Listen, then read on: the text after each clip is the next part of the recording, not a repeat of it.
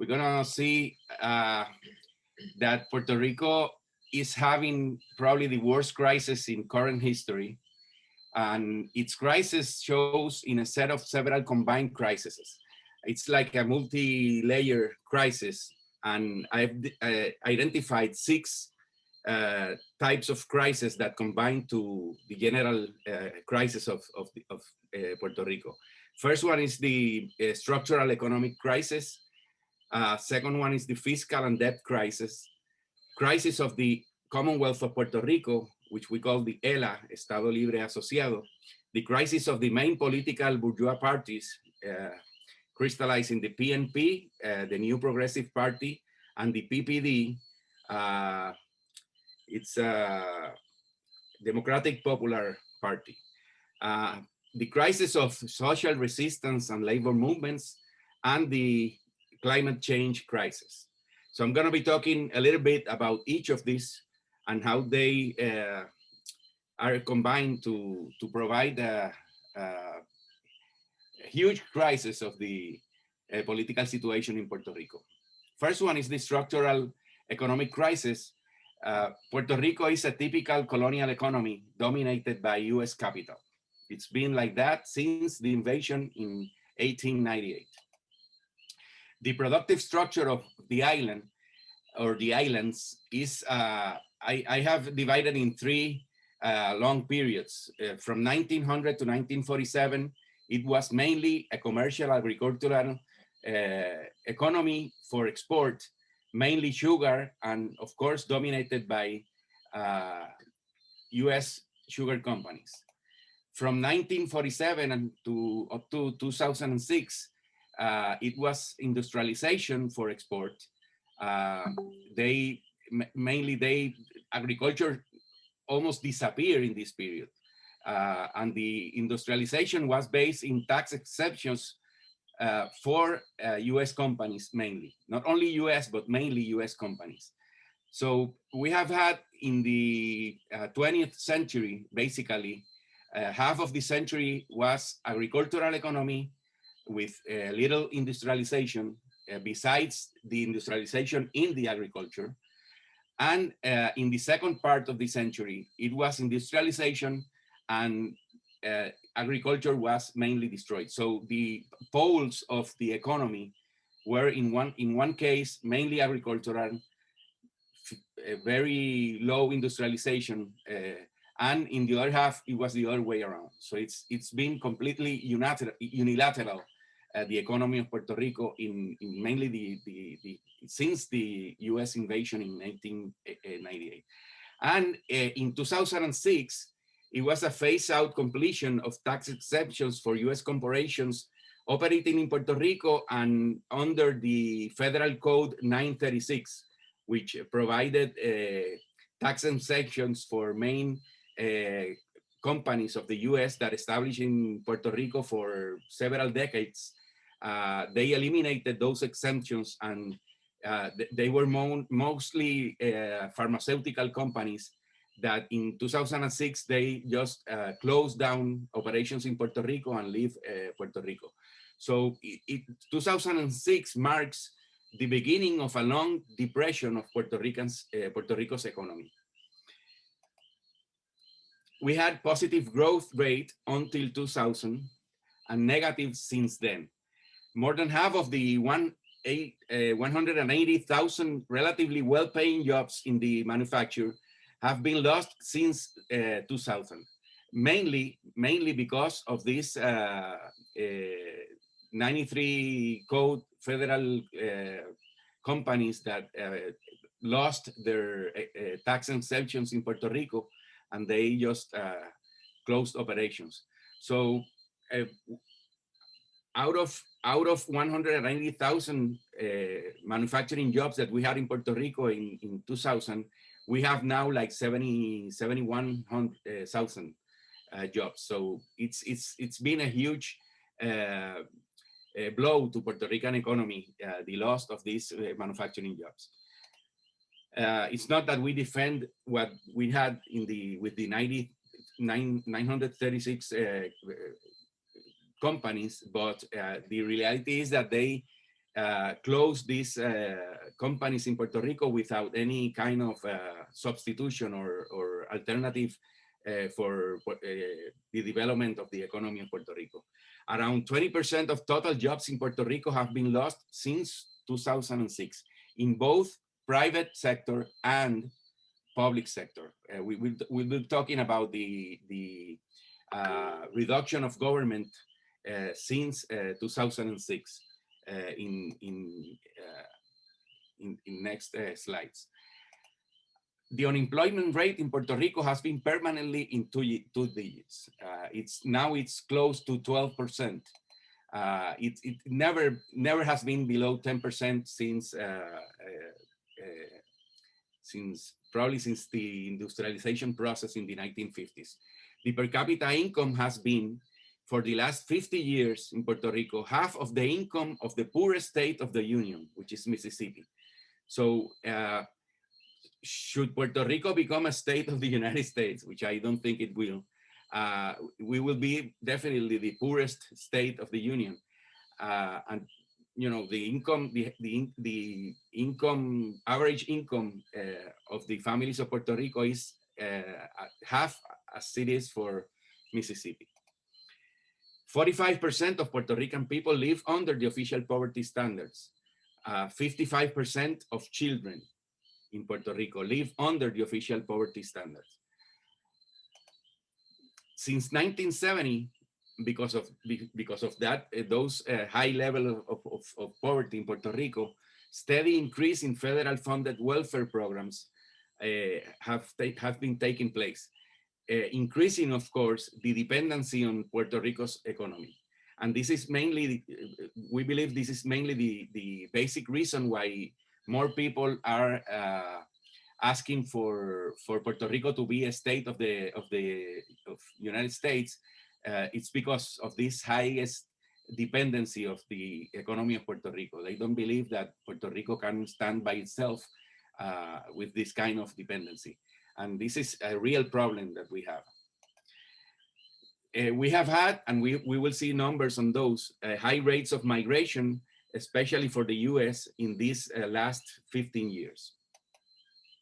Since 2010, Puerto Rico's population has fallen from nearly 3.8 million to 3.1 million. More than 4 million Puerto Ricans now live in the US. It's high, more people are living, Puerto Ricans are living outside Puerto Rico than inside Puerto Rico. So our population has been decreasing with the crisis of the economy in Puerto Rico in the last 10 or 15 years. Now, about the fiscal and debt crisis, we have this situation. I mean, Puerto Rico's economy is in stagnation.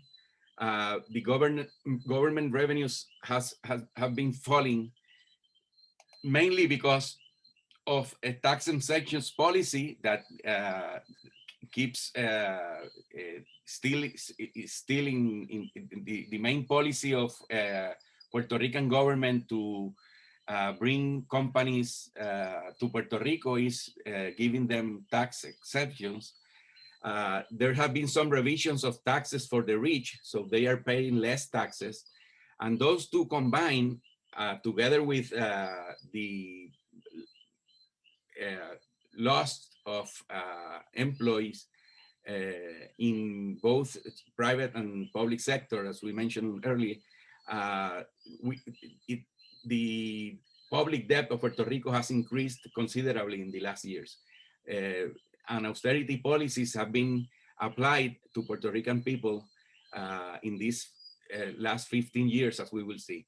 Between 2006 and 2014, the public debt went up from $43 billion to $73 billion. We have had some labor attacks from both PNP and PPD governments. Consumption tax, what we call the EVU, was applied in 2006. It's a progressive, a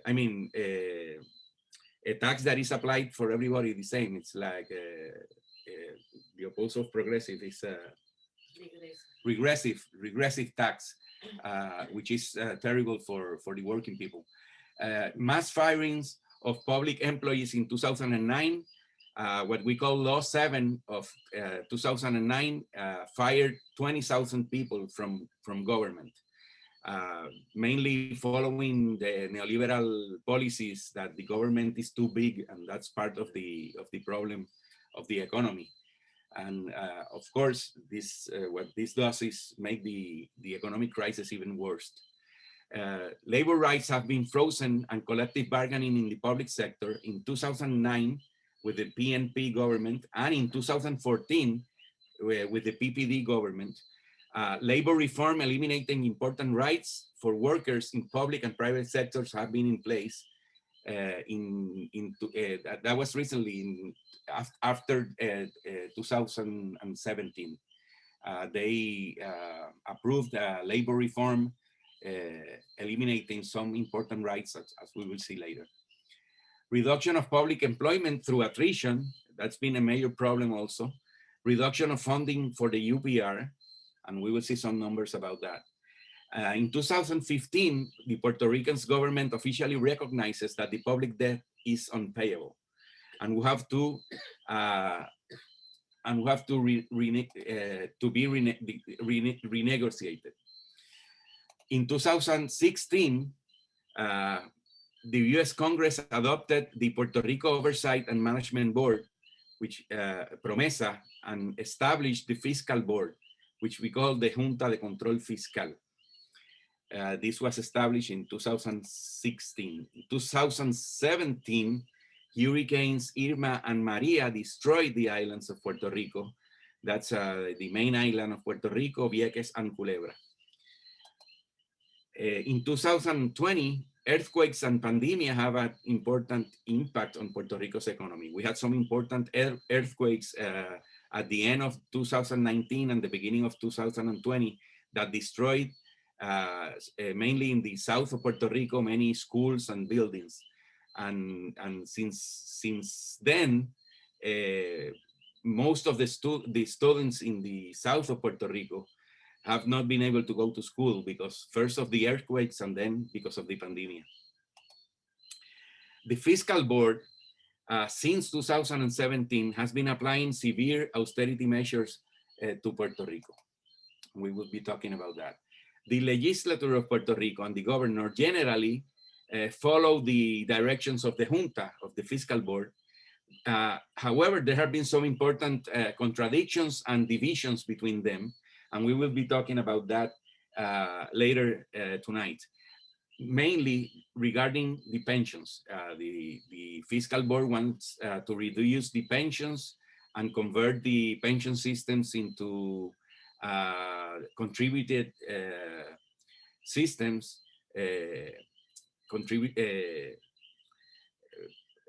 pensions of with benefits depending on the contribution. That's mainly the 401k model. And we have been struggling against that because we defend the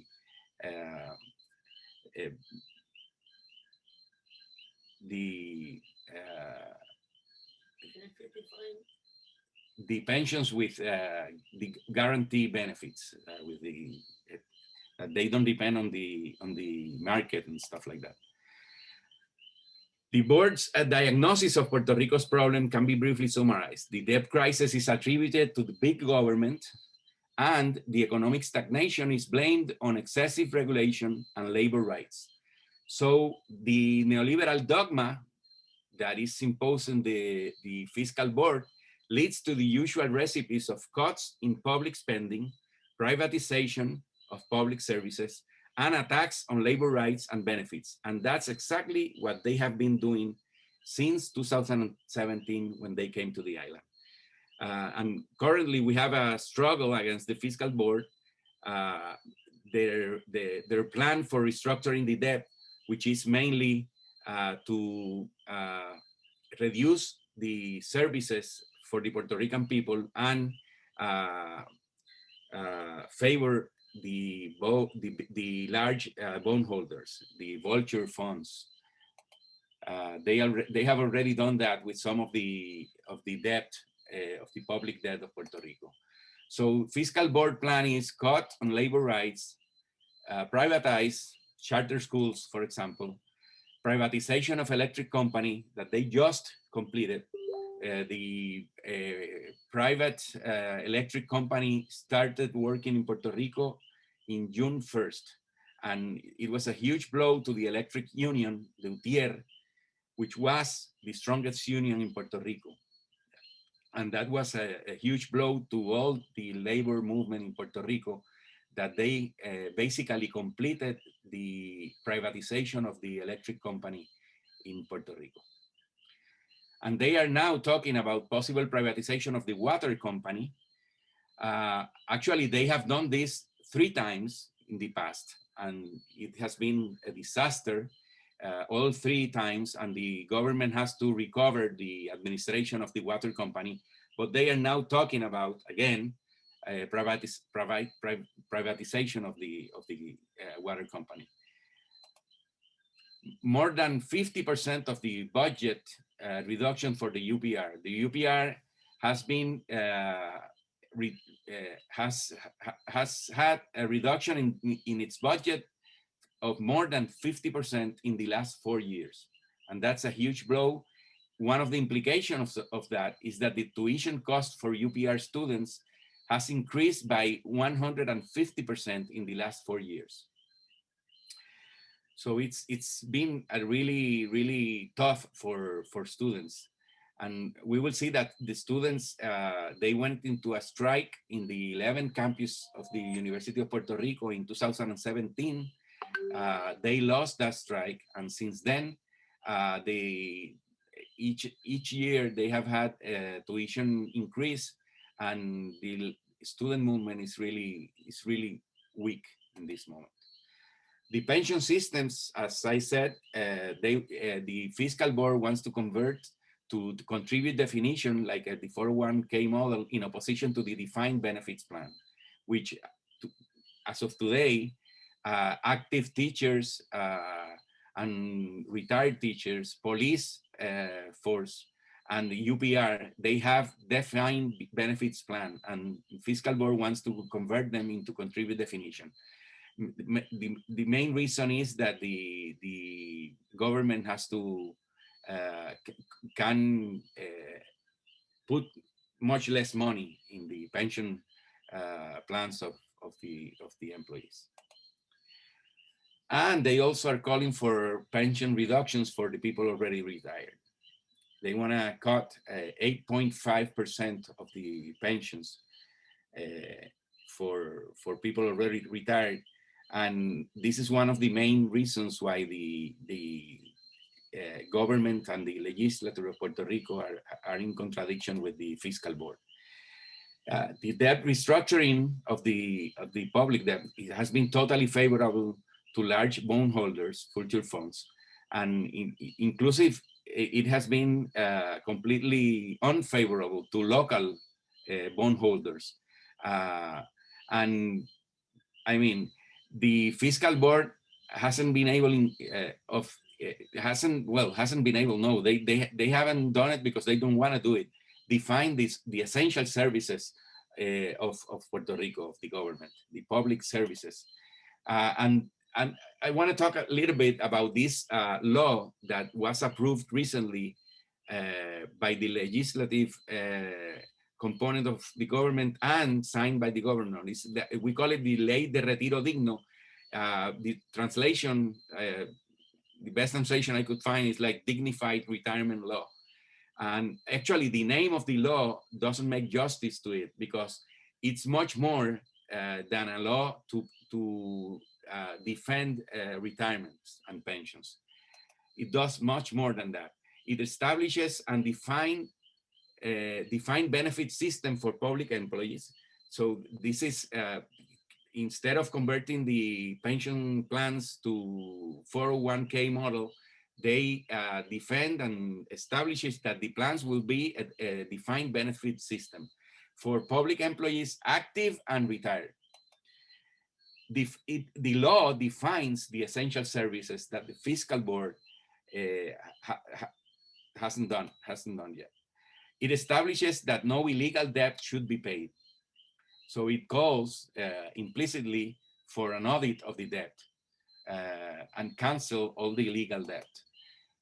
I mean, we are for the cancellation of the whole debt, but I mean, this is the governor of Puerto Rico signing a law. You know, I think it's really good that they established that no illegal debt should be paid, because much of the Puerto Rican debt is actually proven to be illegal. The public debt is not to be paid until essential services are provided to the population. This is really important, and the fiscal board hasn't even talked about this kind of thing. The law was approved unanimously in the House of Representatives and the Senate and signed by the governor. This happened in June. The fiscal board is demanding the legislature and the governor to overturn the law, or they will challenge it in the bankruptcy court. And they probably will prevail, because they have done so with several other laws that establishes some rights for the working people in Puerto Rico. And the fiscal board has gone to the bankruptcy court, and they have overturned those laws. So probably they will do the same with this, and they will have success doing it. But it's important that still not only the fiscal board, but that the court acts against the elected people in Puerto Rico. That's important for us, because we can concentrate our struggle to demand the termination of the fiscal board in Puerto Rico, and you know, just overturn Promesa, which is an important part of the struggle in Puerto Rico right now.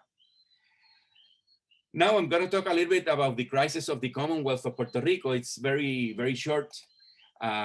Since the establishment of the Commonwealth of Puerto Rico in 1952, the PPD government, which was in power at that time, as well as the US government, they argued that Puerto Rico had resolved Puerto Rico's colonial status.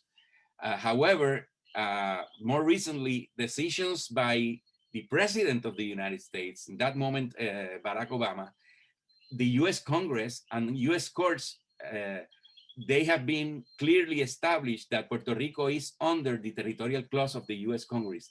So Puerto Rico is a US colony without any doubt, and recognized by the political institutions of the United States of America. So almost everybody in Puerto Rico now recognizes the colonial status of Puerto Rico, and the US is in clear violation of international law, which forbids colonies around the world.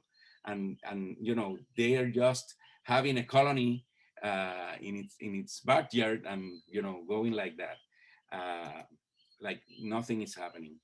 The Commonwealth of Puerto Rico is not only in a severe economic crisis, but also in a political crisis, due to the fact that almost everybody in Puerto Rico, except some leaders of the PPD, recognize that Puerto Rico is a colony of the United States.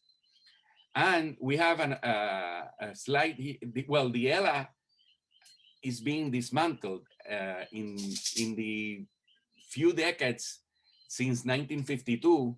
The reality is that the ELA produced a strong public sector in Puerto Rico.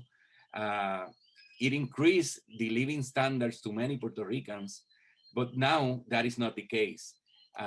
They have been privatizing health, transportation, education, expressways, electricity. Now the Luma, which is the private company that substitutes the public electric company we had in Puerto Rico, the water international airport is now in hands of a foreign company, used to be public, and so on.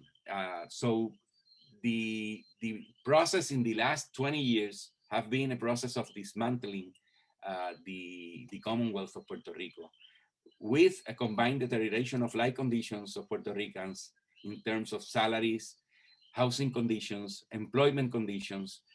We have a huge number of part-time employees without any kind of benefits, reduction of labor rights. For example, maternity leave days have been reduced significantly. Sick leave days have been reduced significantly. Vacations days have been reduced significantly. That was in the last labor reform that they applied after the fiscal board came to Puerto Rico.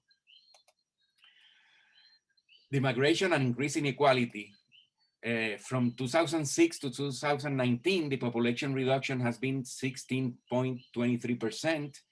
Net migration around 500,000 people, mainly to the US. Net reduction of Puerto Rico's population. Migration rate compares in magnitude to that of 1950s, which was the highest in Puerto Rican history. Economic growth in 2016 to 2019, a real gross national product has been down by almost 21%. So that's a real economic crisis that we have in Puerto Rico.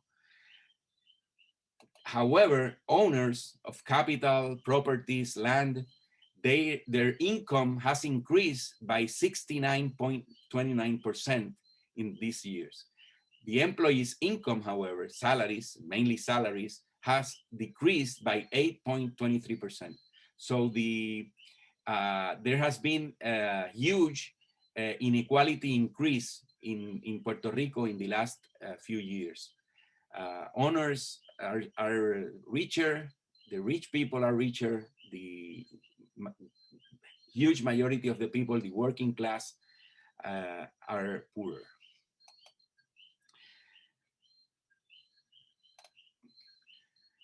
Okay, now some note about the crisis of the main political parties in Puerto Rico, which I think it's very important what's going on in Puerto Rico. We have a slogan, which is ni rojos ni azules, no reds, no blues. It's like in United States, right? Same colors. These are the numbers in these tables, the numbers of the votes that the candidate for governor got for both PNP and PPD. In 2008, the PNP candidate got more than 1 million votes, and the PPD got 801,000 votes. In 2012, the PPD governor won the election, not by much, and the PNP lost like 200,000 votes. In 2016, you can see that both candidates of the two main bourgeois parties in Puerto Rico, they lost almost 200,000 votes again. And in 2020, the same thing happened. So they have been losing a lot of electoral support from the people of Puerto Rico. In the last election, for example, well, these numbers are graphed here. You know, the electoral support of these two parties is going down in a almost linear kind of thing, and they are losing like 200,000 votes in each election. So they are in a real crisis. We have in the last election, there was a very important support to anti-neoliberal parties in Puerto Rico. The MVC is a new political party. It's the Citizens Victory Movement. Received 14, actually I am a member of this political party. They received 14% of the vote, elected 4 legislators, 2 Senate and 2 representatives, African feminist and LGBTIQ+ activist Anaíma Rivera-Lacen is a Senate of this party. Social activist Mariana Nogales and young lawyer Jose Bernardo Marquez are representatives, and a known socialist in Puerto Rico, Rafael Bernabe, is a Senate for this party. The PAP, this the Independence Party, they got incredible 13.6% of the vote and re-elected 2 legislators, 1 Senate and 1 in the House of Representatives. And to see the importance of this election for this party, no pro-independence party had received a comparable amount of votes since 1950s. In 2016, they got only 2% of the vote. And in 4 years, they increased from 2% to 13% of the vote. So these two parties, which has well, they have anti-neoliberal programs. Between the two, they got almost 28% of the vote.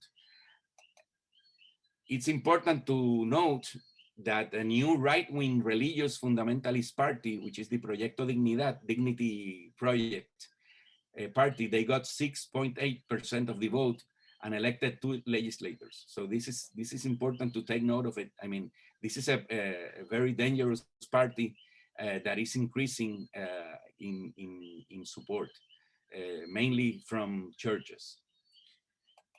The current governor of Puerto Rico is the PNP. He won only with 33% of the vote. So we have this, and it's important to note that the turnout voter in the 2020 elections was only 55%. So if you take 55% of 33%, you can state basically that the current governor of Puerto Rico has a support of 18% of the people with capacity to vote in the island. I mean, it's really a crisis for the leadership of the governor of the country. We have this slogan here. It's a government of minority. 33% is not a majority. So one thing that we are calling for in electoral reform is that we have like a second round for the vote, because that way, I mean, can be at least guaranteed that the governor governs with more than 50% of the vote. I mean, now we have a governor with 33% of the vote. It's just ridiculous. Okay, now let's go to the crisis of the social movements. We have had struggles in Puerto Rico, of course, important struggles, but they have been fragmented and discontinuous. Austerity policies of the junta and the government have not gone unchallenged. There has been widespread mobilization since 2009 Law 7, which fired 20,000 public employees. We had a national one-day strike led by 2 rival coalitions, led by labor leaders. And actually we had 2 marches that they end up almost in the same place, but they were not in the same place. So there were actually 2 organizations that called for the general strike. At least they were in a consensus to call the strike the same day and almost in the same place. So people looking it from outside, they could see that they were calling for the same activity. It was not. Law 66 of 2014 froze collective bargaining and led to cuts to the UPR, also generated strong resistance and important mobilizations. In 2010, 2011, and 2017, there was a general strike in all 11 campuses of the UPR. Due to the cuts in public education, also generated strong resistance and mobilizations and support from the people. I mean, these student strikes were really important in concentrating the anger that the people had with the government from the 2009 Law 7 that fired 20,000 people. The student strike in 2010, it got a lot of support from the people because they were angry about the government. The strike in 2017 was in the UPR was directed mainly against the junta, the fiscal board, which established dramatic cuts to the UPR. The governor of Puerto Rico, Ricardo Rosselló, also favored such cuts. And I have 2 images here from this. This was from the national strike, one-day national strike, which was, if I'm not wrong, it was in October of 2009. And this was a National Assembly student in 2010. The slogan over there is the people before the debt. So it was a political strike, a student strike, but mainly political, directly political. against the fiscal board and against the cuts for the public education, because the government was giving more importance to pay the debt than provide the education service that they are supposed to provide. The resistance, however, was not able to reverse Law 7 and Law 66. It has not been able to reverse charters, nor privatization of the electric company, nor cuts in the UPR and other important services. We have some important divisions in the labor movement going on, and we're still trying to work on that to, try to build a united front against the austerity policies. The student movement in the UPR is strongly weakened after the strike of 2017. And I mentioned before that tuition cost increases in the last years have gone without resistance from the student movement, which is really, really sad, because before, any kind of tuition increase would paralyze the university. And in the last years, it has not been the case. Several main struggles in the past 2 years have been the pensions. It has mobilized several people, a lot of people, a lot of mobilizations to defend the pensions of both active and retired people. The women's rights movement has been very important in the last couple of years. There are some important environmental struggles. Actually, there's one taking place now in Rincon, which is in the west side of Puerto Rico. They are protecting, there's a company over there trying to build in the very near the coast. And there's an important struggle over there to try to paralyze that construction. And the defense of the UPR has been very important, mainly not of the students, which, as I said, have been demobilized, but because of the employees. Employees and professors have been mobilizing. We just called an important march like 3 or 4 weeks ago that mobilized several thousand people in defense of the university. This is an activity of the women's rights movement. This movement has been strengthening in the last year, and it's a very important movement, as I think it's happening around the world. The women's movement is really taking strength around the world, and Puerto Rico is not an exception. And I need to mention summer 2019, which was a real important summer for Puerto Rico. We had a big and a historic triumph of the people, a social explosion that took out the governor of Puerto Rico, as you may know. Telegram chat was the main factor that lit the fuse. Messages made public in which the governor and some of his close work team made fun of women, fat people, even Puerto Ricans, that, made people so angry that they just went to the streets and protest against his government. We had daily pickets and protests in June, mainly. Eventually, 200,000 march in July 17th, and more than 500,000 people march in July 22. Some people say even that there were more than 1 million people in the main expressway of Puerto Rico, the largest gathering without any doubt of any sort in Puerto Rican history. In July 24, Ricardo Rosselló resigned his post.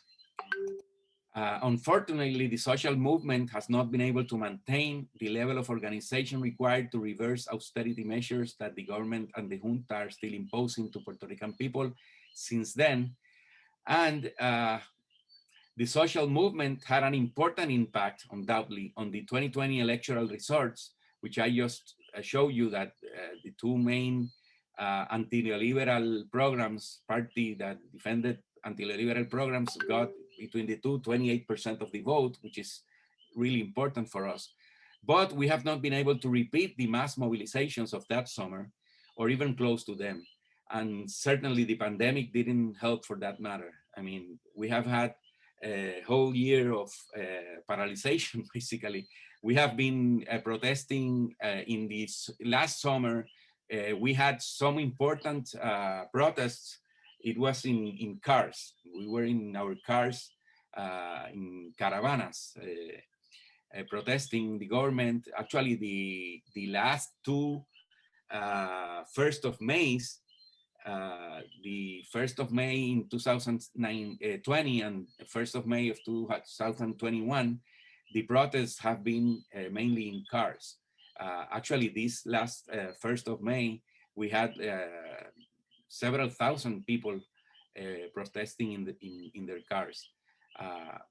And in the last few months after the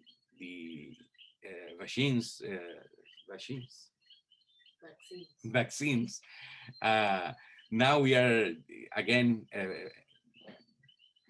celebrating and protesting with marches and stuff like that.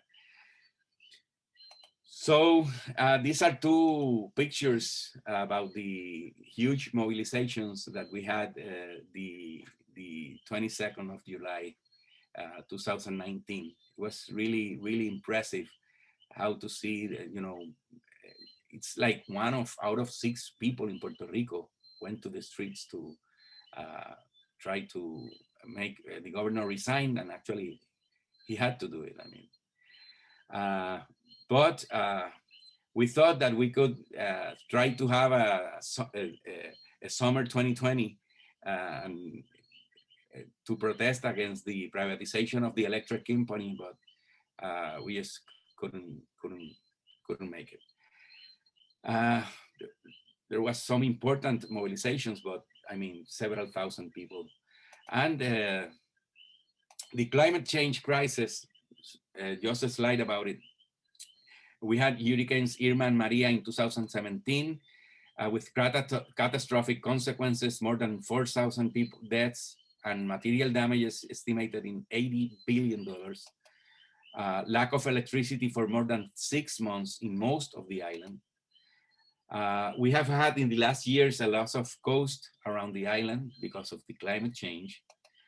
Earthquakes in the beginning of 2020, some of the biggest earthquakes that we have had in our history as we know it. Energy production by coal is still in progress in Puerto Rico, having big impact in health of communities around the company. AES is the electric company that is using coal to produce energy in Puerto Rico. And the privatization of electric company will avoid switch to a renewable energy in Puerto Rico, which is the law in Puerto Rico to move to renewable energy, but we know that the private company will not do it. They are calling for move instead of petroleum, use natural gas. But they are supposed, I mean, Puerto Rico is supposed to move to renewable energy using mainly solar energy, and that's not going to happen with the privatization of the electric company. So we have this is a really impressive picture about Puerto Rico after the Hurricane Maria, and this is in the metropolitan area of San Juan, in near working class neighborhoods. You can see these the fabric ceilings that FEMA provides, the blue fabric ceilings in most of the houses in this working class neighborhood. This is en el Caño, en la comunidad del Caño, for the people that know Puerto Rico. And this is not the place where the hurricane impacted the most. The hurricane impacted the most in the east part of the island and in the south part of the island, but it really impacted the whole island. But the most of the damage was in the east and south part, and this is in the center, north of the island, in the north of the island, not in the center. So in summary, we have a society with a severe economic and political crisis, social movements in fragmented and discontinued struggles, Large discontent against the junta in Puerto Rico, but mobilizations typically small, in the hundreds. And we can have mobilizations against the junta like once a week, but they are not, we haven't been able to mobilize the majority of the people. I mean, the fiscal board had an support at the beginning in the 2017, 2016, 2017. They have the support of like 70% of the people. They thought that the fiscal board was coming here to make things right and to put corrupt politicians in jail. And they were so confused about the main political intentions of the junta. They came here to just to make Puerto Rico to pay the bill and to make Puerto Rico to go to the markets again, to to, to keep assuming public debt. But now most of the people oppose the junta, but as I say, we haven't been able to mobilize them. I mean, people are like frustrated, things that they think that nothing can be done, you know, it's this kind of thing.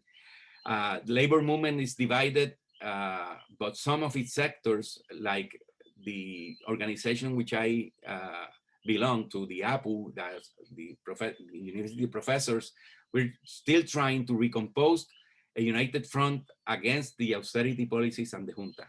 And I mean, as the crisis keeps going, we think that we're gonna win this fight. We have to. I mean, otherwise we will lose our country.